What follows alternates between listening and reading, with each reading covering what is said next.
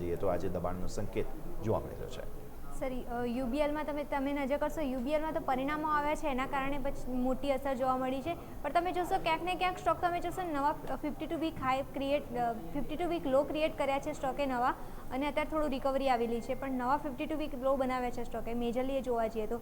સાથે કંપનીના પરિણામો તમે જોશો તો કંપનીના પરિણામોમાં કારણે અસર આવી છે.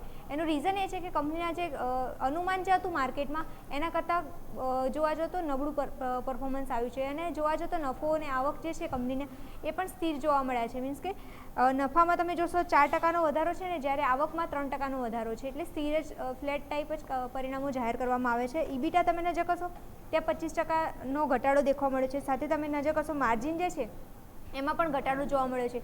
તો ક્યાંક ને ક્યાંક માર્કેટને અનુમાન એવું હતું કે કંપનીના પરિણામો જે છે એ થોડા સ્ટ્રોંગ આવશે, પણ કંપનીના પરિણામો સ્ટ્રોંગ નથી આવ્યા. પરિણામો જોવા જઈએ તો મ્યુટ ટાઈપ જ આવેલા છે, એટલે ફ્લેટ ટાઈપ જ જોવા મળી રહ્યા છે. એટલે એના એક એ મેજર રીઝન છે જેના કારણે સ્ટોકમાં આજે ઘટાડા સાથે કારોબાર દેખવા મળ્યો છે. સાથે તમે નજર કરશો તો કંપનીના પરિણામો પછી કંપનીનું જે મેનેજમેન્ટ હતું એ પણ કોમેન્ટ્રી પણ આવેલી છે. મેનેજમેન્ટ કોમેન્ટ્રી તમે જોશો લોંગ ટર્મ માટે પોઝિટિવ દેખવા મળી રહી છે. માર્જિન પણ કંપનીના સુધરતા દેખવા મળી શકે છે ફ્યુચરમાં.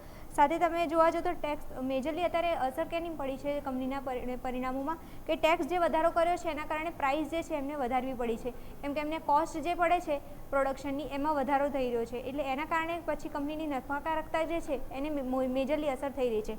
એટલે એ મેજર રીઝન છે જેના કારણે એક ઘટાડો દેખવા મળ્યો છે.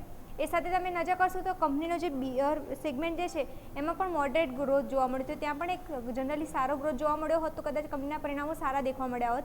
અને સાથે જોવા જાઓ તો શહેરી વિસ્તારની જે માંગ જે છે એ પણ નબળી પડી છે. એટલે એ બધા રીઝન છે જેના કારણે કંપનીના પરિણામો છે એ નબળા દેખવા મળ્યા છે. અને લાસ્ટ તમે નજર કરશો તો માસ સેગમેન્ટ જે છે એનો ગ્રોથ પણ ધીમો પડ્યો છે. તો મેજરલી બે સેગમેન્ટ જે છે બિયર સેગમેન્ટ અને માસ સેગમેન્ટ એ બંનેનો ગ્રોથ જોવા જાઓ તો એટલો સારો નથી દેખવા મળ્યો. એટલે એના કારણે મેજરલી જોવા જાઓ તો કંપનીના પરિણામોમાં અસર દેખવા મળી છે. એ સિવાય તમે નજર કરશો કર્ણાટકા છે, તેલંગાણા છે, એ બધા એરિયામાંથી કંપનીને મેજરલી આવક મળે છે, અને એનો જ જે બિઝનેસ છે એ થોડો ધીમો પડ્યો છે. એટલે કંપનીના પરિણામોની અસર દેખવા મળી છે. તો યસ, આ બધા રીઝન હતા જેના કારણે સ્ટોકમાં ઘટાડો બી દેખવા મળ્યો છે, અને સ્ટોક ક્યાંક ને ક્યાંક નવા 52 વીક લો બનાવી રહ્યો છે.